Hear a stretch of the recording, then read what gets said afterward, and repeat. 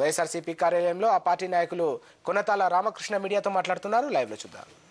ఆయన ముఖ్యమంత్రి అవుతాడని చెప్పినటువంటి వ్యక్తులే ఈరోజు ఆయన రాజశేఖర రెడ్డి గారి ఆశయాలకి పైకి వచ్చేసరికి ఆయన మీద కేసులన్నీ కూడా పెట్టి ఏదో విధంగా ఆయన కక్ష సాధింపు చర్యలుగా జైల్లో పెట్టి ఆయన విడుదల కాకుండా చేయాల్సినటువంటి ప్రయత్నాలన్నీ కూడా చేస్తా ఉన్నారు.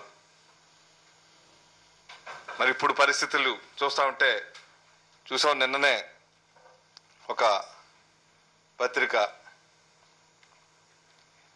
ఈ పత్రికలో కొత్తగా ఇప్పుడు స్వతంత్ర సమరయోధులు స్థాపించినటువంటి పత్రిక, అటువంటి పత్రికలో ఎటువంటి ఆధారాలు లేకుండా నిరాధారంగా ఈ పత్రిక ఒకటి, ఇంకొక ఐ న్యూస్ అనేటువంటి ఛానల్ జగన్మోహన్ రెడ్డి గారు వచ్చే అవకాశం లేదు, జగన్మోహన్ రెడ్డి గారికి శిక్ష పడుతుంది, లేదంటే జగన్మోహన్ రెడ్డి గారిని ఇక్కడి నుంచి తరలించి తీసుకువెళ్ళిపోతారు అంటే ఒక భయానక పరిస్థితుల్ని సృష్టించి ఈరోజు సుమారు 40-50 మంది శాసనసభ్యులు వలస రావడానికి సిద్ధంగా ఉన్నారు.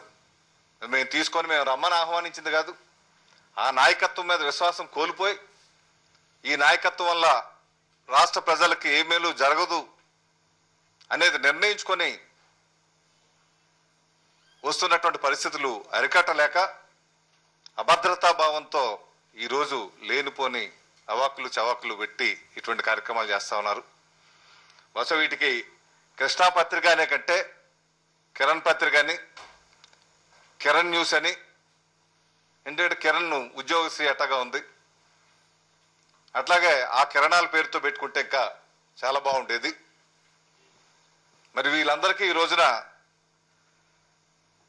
ఆనాడు రాజశేఖర రెడ్డి గారు సేవియర్ ఆఫ్ కాంగ్రెస్ అయితే ఈనాడు టీడీపీ అధినేత చంద్రబాబు నాయుడు గారు సేవియర్ ఆఫ్ కాంగ్రెస్ గా ఈ రాష్ట్రంలో వర్ధిల్లుతున్నారు. అంటే ఏ స్థాయికి కాంగ్రెస్ పార్టీని, కాంగ్రెస్ నాయకుల్ని అనరానటువంటి మాటలు అన్పార్లమెంటరీ లాంగ్వేజ్ లో తిడుతున్నప్పటికీ మరి పాపం ఎక్కడా కూడా చలనం లేదు. ఎందువల్లంటే పాపం ఈయన సేవియర్ గా ఈ గవర్నమెంట్ ని రక్షిస్తా ఉన్నారు.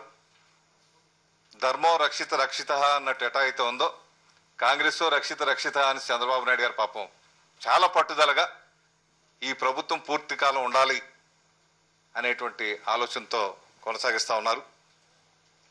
ఇక నిన్న తెలుగుదేశం నాయకులు రాజశేఖర రెడ్డి గారికి చాలా సన్నిహితంగా ఉన్నటువంటి వ్యక్తులు, కర్నూలు వాస్తవ్యులు, ఆయన ఒక ప్రకటన చేస్తున్నారు.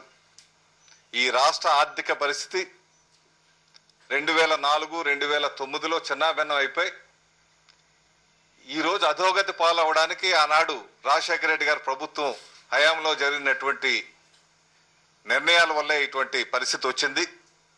ఆ నిర్ణయాలు దోహదపడినటువంటి వాటి ముఖ్య సలహాదారుగా ఉన్నటువంటి ఎకనామిక్ అడ్వైజర్గా వైస్ చైర్మన్ అగ్రికల్చర్ కమిషన్ ఉన్నటువంటి స్వామియాజల్ గారు మీద సిబిఐ దర్యాప్తు పెట్టాలని కోరుతూ ఉంటే ఆయన అజ్ఞానానికో జ్ఞానమో మరి ఆయనే నిర్ణయించుకోవాలి.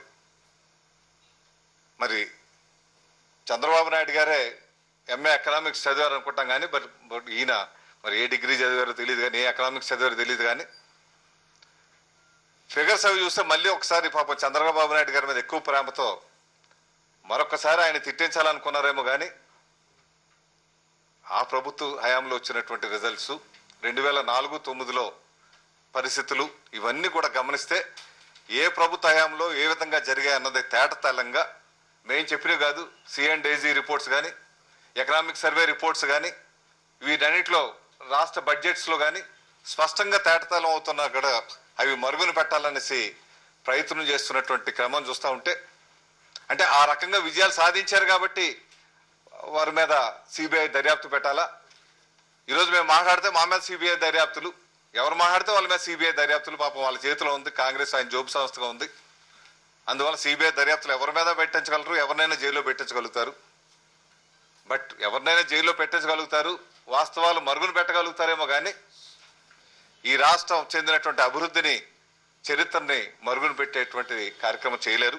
మీకు ఉదాహరణకి కొన్ని చెప్తా. రెవెన్యూ గ్రోత్ చూస్తే మనం 99, 89, 94 వరకు కాంగ్రెస్ ప్రభుత్వం ఆనాడు అధికారంలో ఉంది. ప్రతి ఏడాది రెవెన్యూ సర్ప్లస్తోనే ఉంది. 94, 2004 వచ్చేసరికి క్యుములేటివ్గా ఆ 10 సంవత్సరాలు కలిపి 22,000 కోట్ల రూపాయలు లోటు ఏర్పడ్డది. రెవెన్యూ లోటు, స్పష్టమైన రెవెన్యూ లోటు ఏర్పడ్డది.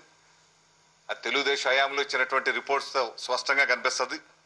అదేవిధంగా విద్యుత్ రంగానికి చూస్తే ఆనాడు ఉచిత విద్యుత్ రైతుకి 7 గంటలు ఇస్తూ విద్యుత్ ఛార్జీలు తగ్గిస్తూ ఏ ఒక్క సంవత్సరం కూడా ఒక్క పైసా కూడా విద్యుత్ ఛార్జీలు పెంచకుండా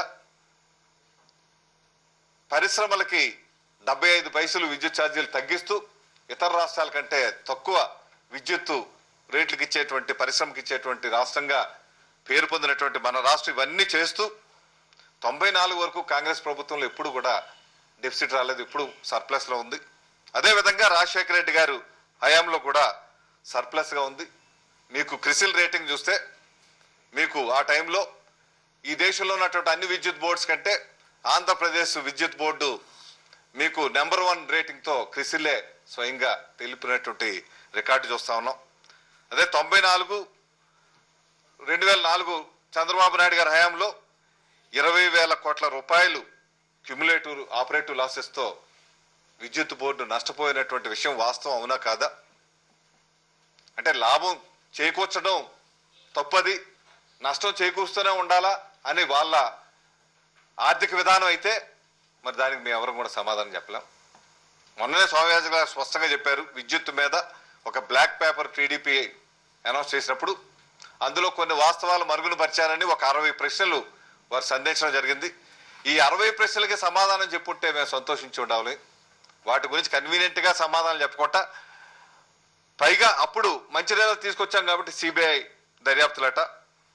అదేవిధంగా అసెట్ లయబిలిటీ రేషియో చూస్తే ఆనాడు మనకి 89, 94 వరకు ఆనాడు అసెట్ లయబిలిటీ 101:100% అసెట్ లయబిలిటీ అప్పుడు ఉన్నటువంటి కాంగ్రెస్ ప్రభుత్వ హయాంలో ఉంది. అదే తెలుగుదేశం ప్రభుత్వం హయాంలో వచ్చేసరికి క్యుములేటివ్ అసెట్ లయబిలిటీ చూస్తే 45:100, అంటే 100 ఉంటే 45% అసెట్స్ క్రియేట్ చేయగలిగారు. అంత తక్కువ రాష్ట్ర చరిత్రలో ఎప్పుడు కూడా నమోదు కాలేదు. అదే మళ్ళీ రాజశేఖర రెడ్డి గారు 2004, 2009లో చూస్తే 120:100% నమోదు చేసుకున్నాం. అంతేకాదు దేశంలోనే నెంబర్ 1 గ్రోత్ రాష్ట్రంగా కూడా మనం నమోదు చేసుకోవడం జరిగింది.